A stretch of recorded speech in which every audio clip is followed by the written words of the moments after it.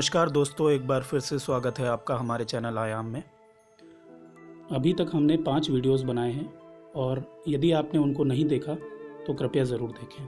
आज से हम एक नई सीरीज़ शुरू करने जा रहे हैं जिसका नाम है ट्रेडिशन ऑफ मिस्टिक्स या सिद्धों की परंपरा।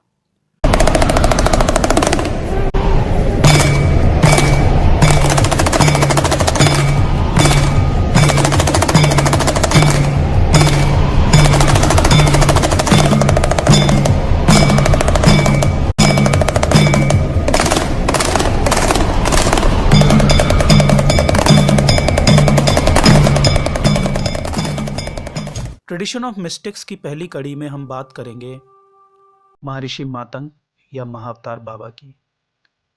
इनके बारे में अलग अलग समय में अलग अलग लोगों ने यह दावा किया कि उनकी मुलाकात महर्षि मातंग से हुई, मगर दुनिया ने महाअवतार बाबा जी के बारे में सबसे पहले बड़े पैमाने पर तब जाना जब परमहंस योगानंद ने अपने द्वारा लिखी गई किताब ऑटोबायोग्राफी ऑफ अ योगी में उनके बारे में अच्छी खासी जानकारी दी।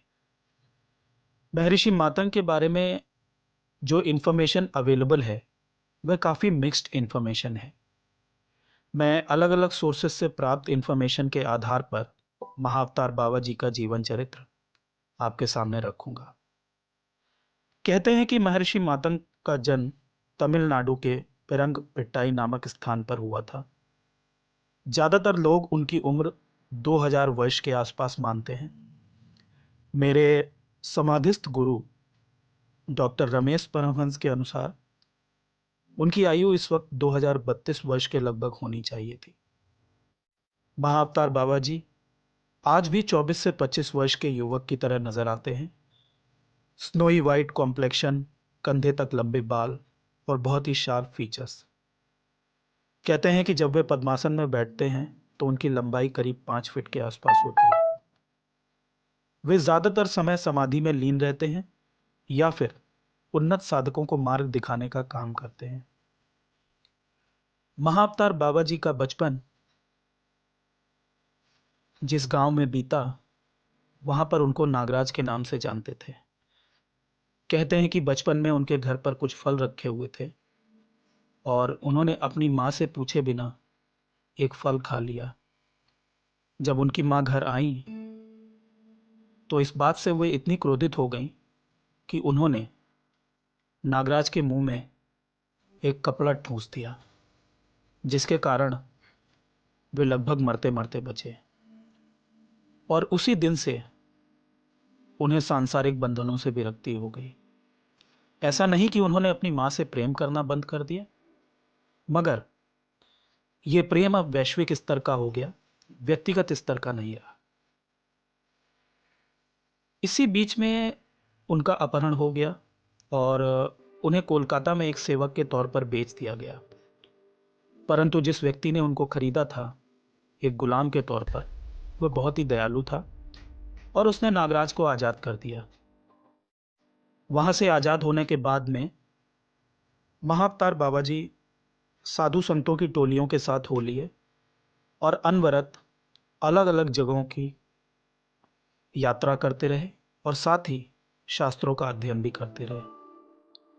इसी बीच में उनकी मुलाकात संत बोगरनाथ जी से हुई और बोगरनाथ जी को अपना गुरु मानकर उन्होंने उनसे दीक्षा ले ली। इसी समय में उन्होंने बहुत ही कठिन साधना प्रारंभ कर दी और बहुत सारी उपलब्धियां प्राप्त की। साधना में उनकी सफलता को देखते हुए बोगरनाथ जी ने उन्हें एडवाइस किया कि वे महर्षि अगस्त से दीक्षा लें। महर्षि अगस्त तक पहुंचने का कोई भी तरीका नहीं था, सिर्फ प्रार्थना के सिवा। महर्षि मातंग ने यह प्रण लिया कि वे या तो अगस्त जी से दीक्षा लेंगे या फिर प्राण त्याग देंगे। और इसी प्रण के साथ वे बहुत ही कठिन साधना में लग गए और निरंतर अगस्त जी से यह प्रार्थना करते रहे कि वे उनके सामने प्रकट हों और उन्हें दीक्षा दें। बहुत सारे दिन बीत गए और महर्षि मातंग लगभग कोलैप्स होने की स्थिति तक पहुंच गए। उनका शरीर बिल्कुल जीर्ण शीर्ण हो गया। ऐसा लग रहा था कि मृत्यु उनको कभी भी छू सकती है। परंतु इसी समय में प्रेमवश अगस्त्य मुनि उनके पास आए, उनको भोजन पानी दिया और उसके बाद उनको गुप्त साधना में दीक्षित किया। और यहाँ से महर्षि मातंग के जीवन की एक नई यात्रा शुरू हुई। महर्षि मातंग ने अखंड साधना प्रारंभ की और क्रिया कुंडलिनी प्राणायाम, जो कि अगस्त्य ऋषि के द्वारा दिया गया था, उसकी लगातार इंटेंस प्रैक्टिस की। और 18 महीने में इस क्रिया के माध्यम से उन्होंने सौरभ समाधि को प्राप्त कर लिया। इसके पश्चात उन्होंने जीवन और मृत्यु के बंधनों को तोड़ दिया और हमेशा के लिए अमरता प्राप्त कर ली। आज महर्षि मातंग सिद्धा ट्रेडिशन के कस्टोडियन कहलाते हैं।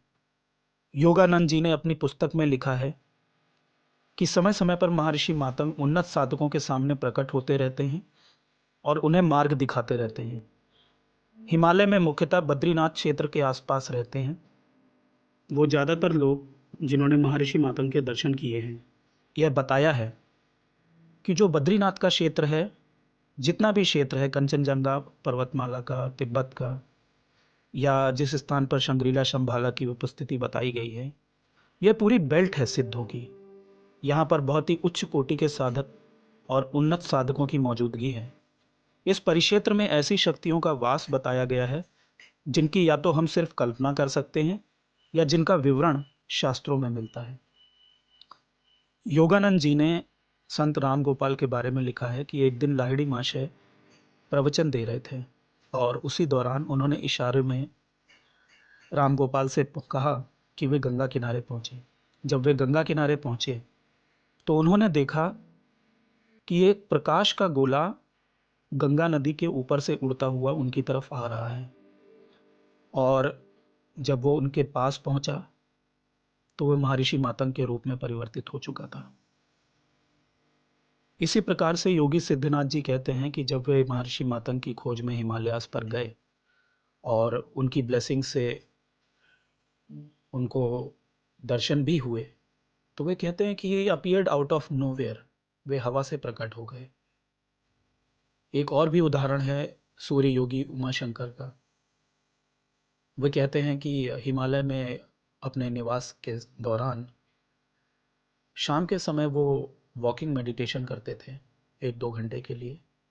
वे उस वक्त टहल रहे थे, मेडिटेट कर रहे थे, तभी उनके सामने से एक प्रकाश का गोला निकला और थोड़ी दूर पर जाकर बहुत ही तेजी से वाइब्रेट करने लगा।